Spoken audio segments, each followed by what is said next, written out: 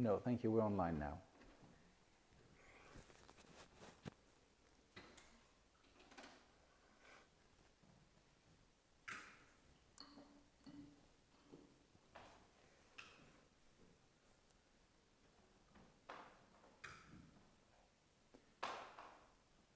Internet connection is unstable, but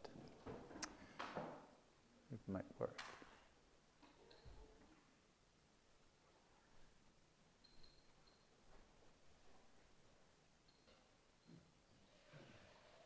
Bonjour Olivier.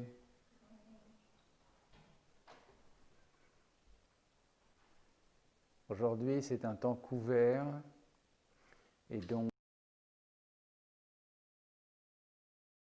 je ne sais pas si ça va bien marcher pendant toute l'heure, mais en tout cas, on va essayer. Bonne journée.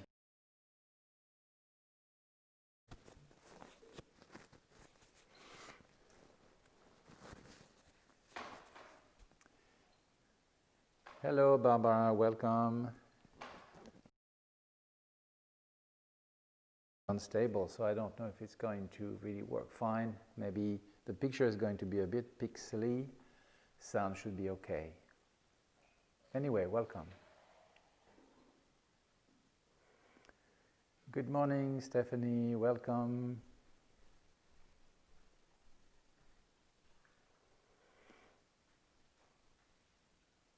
Oh, hello, the girl from the northern country. How you doing?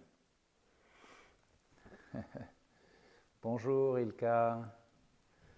Hey, Harold. There's Harold from New Orleans joining us.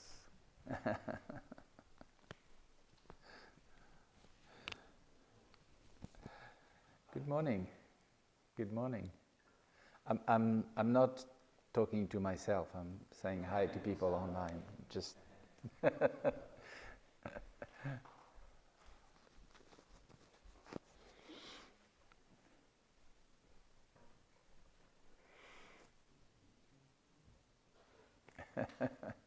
Ah bien, Lara, en français, très bien, très bien. Добрый день, Mr. Branco. How are you? Good morning.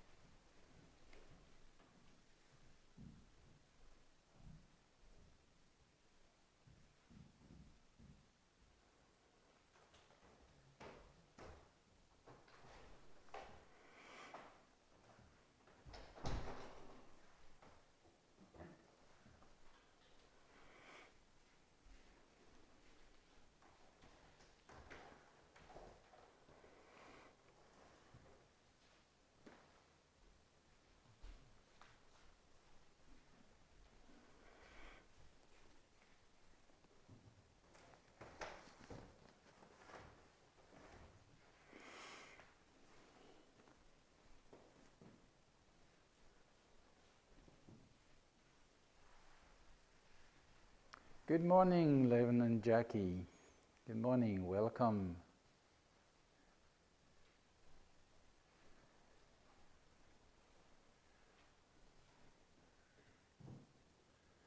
Okay, I think we're all ready to roll. So let's begin by taking refuge and generating the enlightened mind attitude as well as the four immeasurable. Until I have reached full awakening, I take refuge in the Buddha, the Dharma, and the Supreme Assembly. By means of beneficial actions such as generosity, may I attain enlightenment in order to benefit beings. Until I have reached full awakening, I take refuge in the Buddha, the Dharma, and the Supreme Assembly. By means of beneficial actions such as generosity, may I attain enlightenment in order to benefit beings. Until I have reached full awakening, I take refuge in the Buddha, the Dharma, and the Supreme Assembly. By means of beneficial actions, such as generosity, may I attain enlightenment in order to benefit beings. May all beings find happiness and the cause of happiness. May they be free from suffering and the cause of suffering. May they not be separated from the perfect happiness that is free from suffering. May they abide in great equanimity, free from attachment and aversion to those near and far. May all beings find happiness and the cause of happiness. May they be free from suffering and the cause of suffering. May they not be separated from the perfect happiness that is free from suffering. May they abide in great equanimity, free from attachment and aversion to those near and far. May all beings find happiness and the cause of happiness. May they be free from suffering and the cause of suffering. May they abide from the perfect happiness that is free from suffering. May they abide in great equanimity, free from attachment and aversion to those near and far.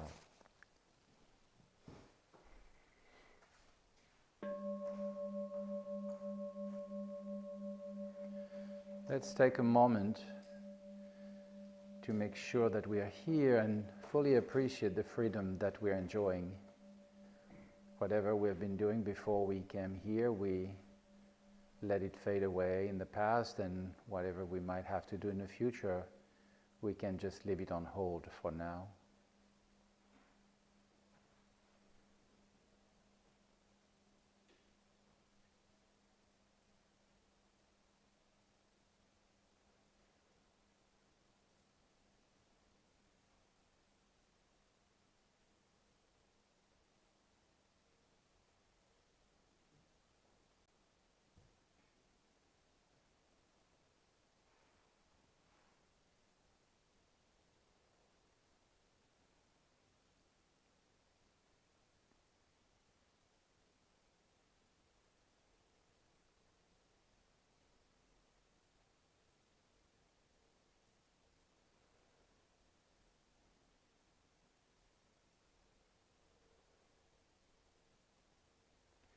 Now that we are present to the moment, to the situation, we begin by making sure we're sitting properly.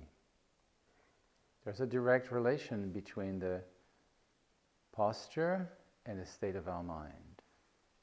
Because what connects the body and the mind are subtle energies that will be channeled by the different aspects or points of the posture and helps the mind to find stability, peace, and awareness. First thing, we notice the contact with the ground. Whether we sit on a chair or directly on the floor, we have a sense of stability. We may have a sense of gratitude for the kind support that the earth is offering us. Our hands are resting palms down, flat on our thighs, or in the meditation gesture, that is the right hand in the left, both resting in the lap. Our back is straight without unnecessary tension. Our shoulders are slightly outstretched. And as we breathe in and out, we can sense our belly relaxing more and more. And we begin to notice that our center of gravity is somewhat slightly below the navel. Our chin is slightly tucked in, but we make sure that the neck is not stiff. The mouth and the teeth are relaxed, and the tongue is lightly touching the palate.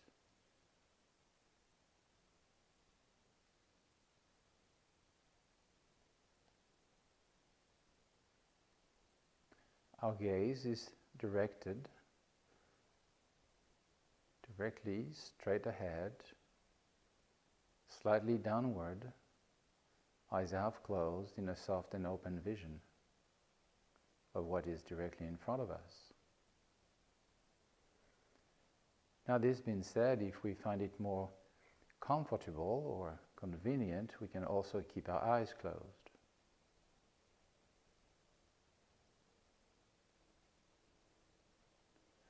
Breath comes and goes mostly through the nostril in a natural fashion that we don't need to alter. Breath will offer us a reference point towards which we can come back whenever we need, when we notice that we are drifting away, following train of thoughts about the past or the future.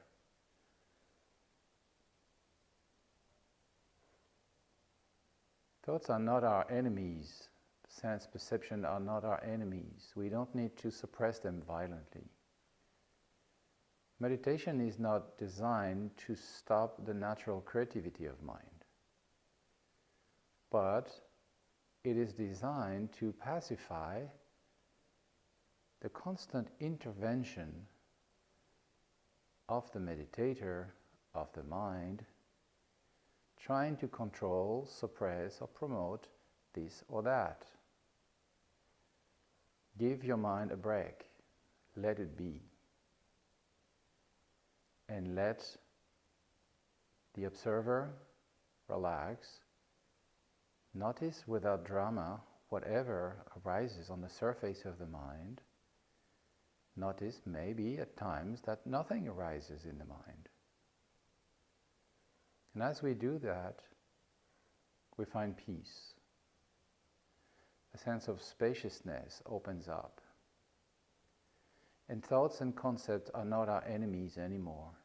Projects, regrets, worries, all of these are just like clouds passing through the sky without leaving a trace, unless we hold on them, and therefore being dragged through an endless train of thoughts. So calm abiding means pacify the grasping, the rejecting, the selection. Give the mind a break and let it be. We do it for a short while in a natural fashion. When we sense some sort of tension creeping in, it's maybe time for a little recess. Just forget the meditation. Just let your mind and your body be. Maybe they drift a little bit. Doesn't matter. Noticing and letting go.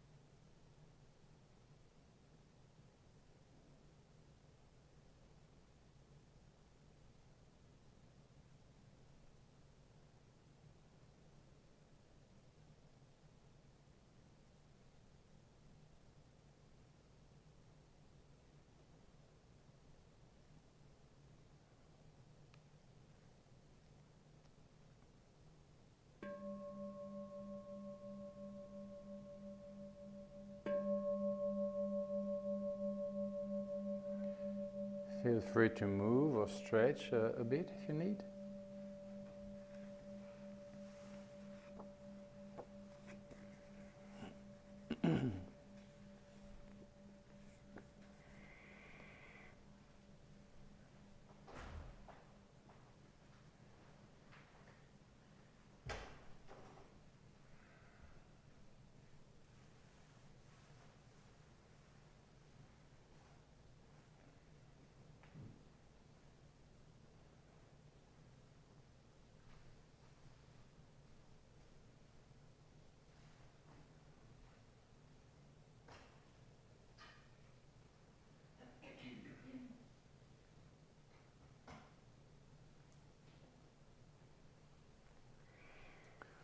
A couple of days ago, some news popped on my news thread. And I'm very cautious with the news popping up, you know. But this one was quite unusual. It's the story of the youngest person who kayaked down the Colorado River, a 5th grader. 10 years old. 10 years old. He completed the 280 miles of the Colorado River through the Grand Canyon. And I wonder, like, how can a kid of 10 do that? And then is a kid, a family of 4 is the youngest one. Everybody is practicing some form of water sport, kayaking. The father is a professional kayaker, the mother is a fully trained kayaker. And so it's a family that works together. So the family was going down the river. And then some of you have been down this river, and you know, there are some serious white waters.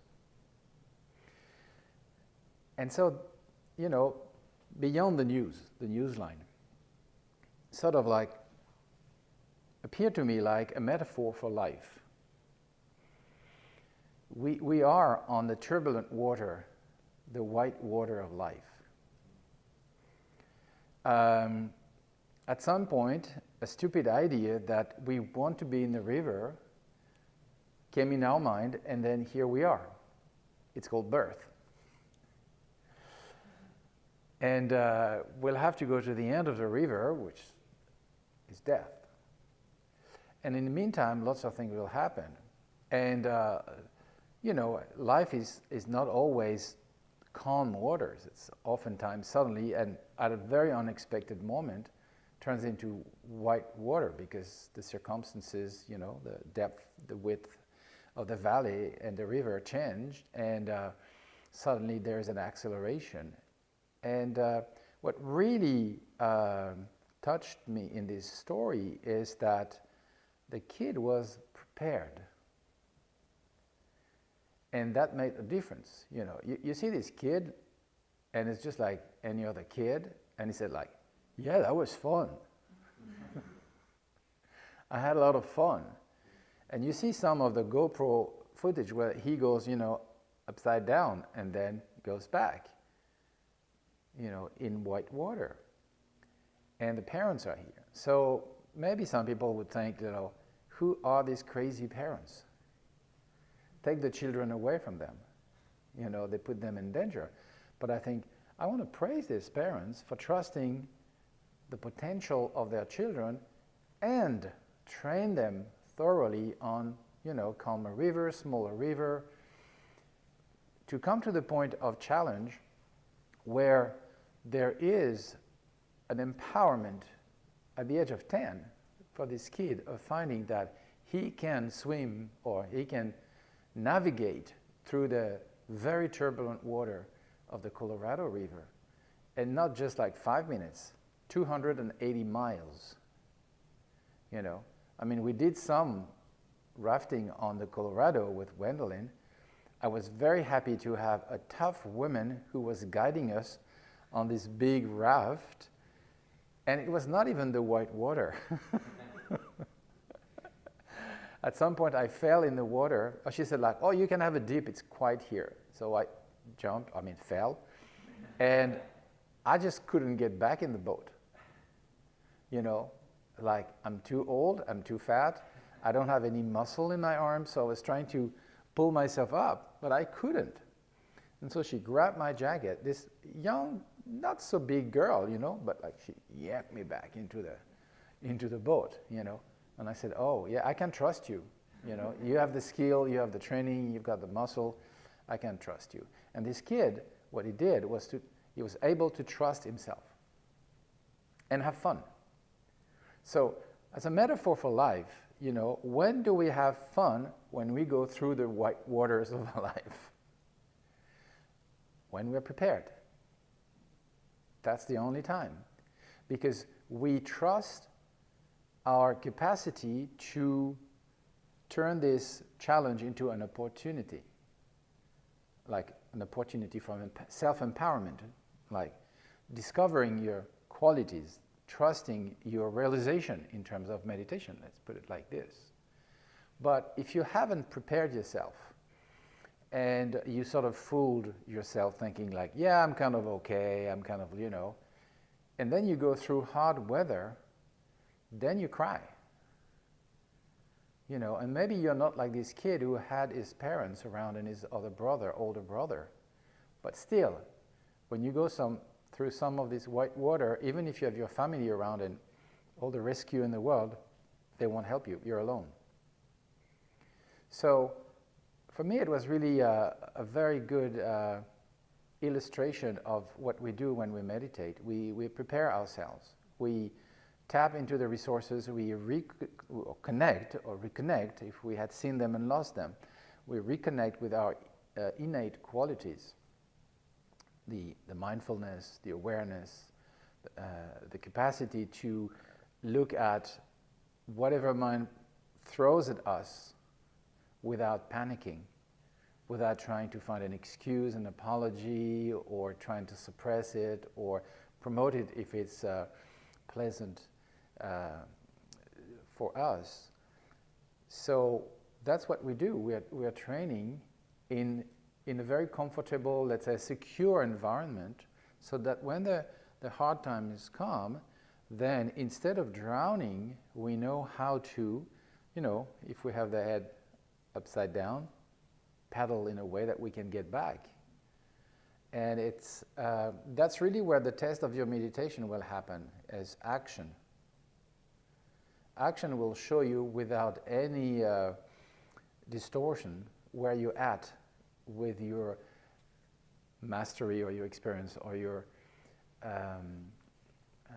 meditation. It's going to be a very good test.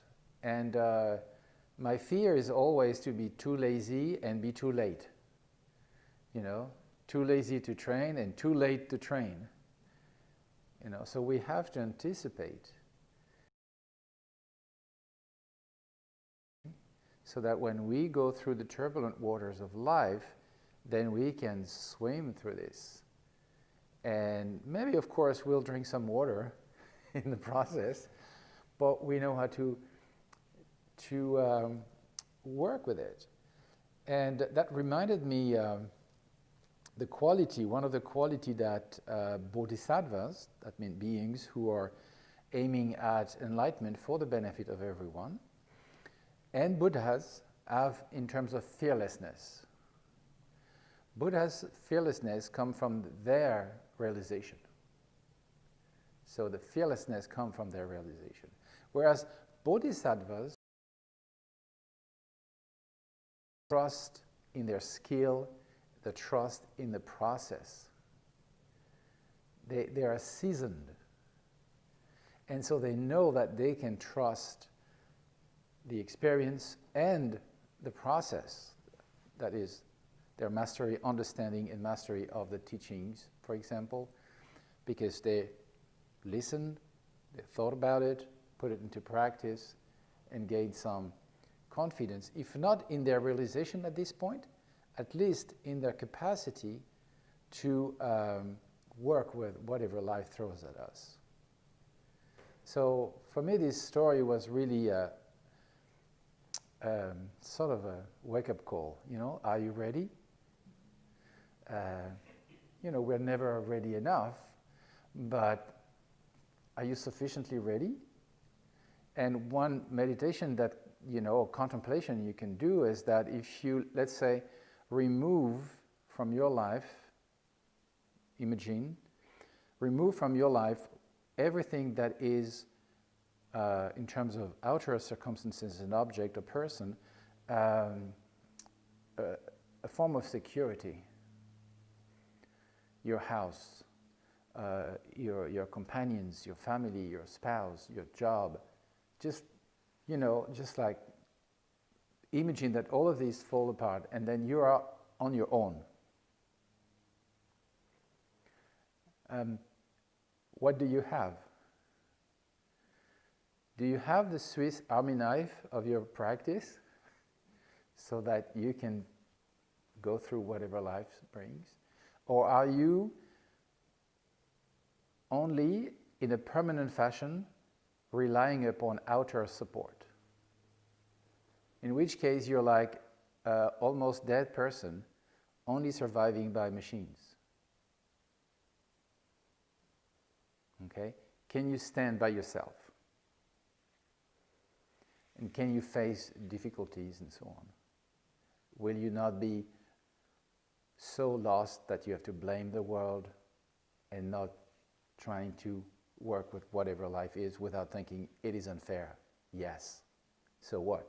It is unfair. What do you do with it? And like the Colorado River and the white water there, life is moving extremely fast. I had this conversation with my mother. She said, when you pass 80s, the weeks are like days. You just don't see them passing because somehow you've got maybe a higher awareness of the end of the journey. So this is a contemplation for me on how rough and quick the life is, but also how, if we are prepared, a wonderful opportunity to grow and cultivate a sense of being grounded, being rooted in our own realization, our own understanding of the nature of our mind. And I kept the best for the end.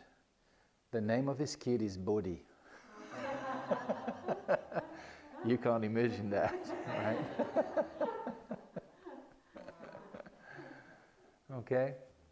So let's go back to our kayak of meditation and paddle of mindfulness and spaciousness.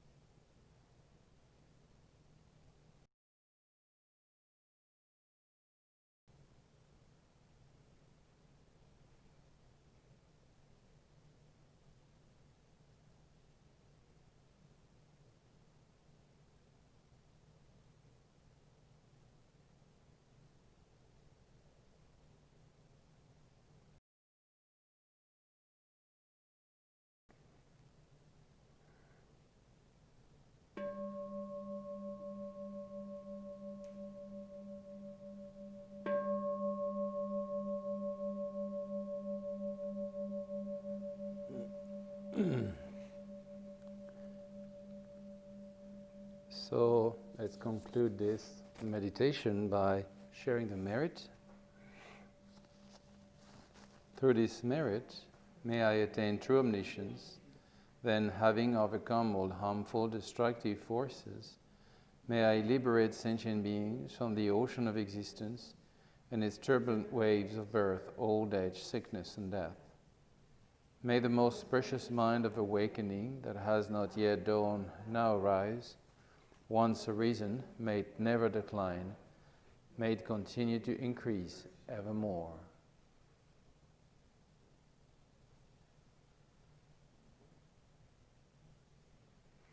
Thank you all very much.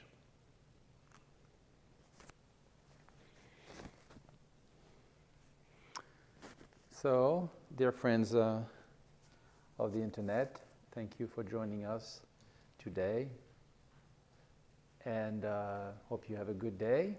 And if everything's fine, then we can meet again next Sunday, same time, same channel, as we said. Oh, go.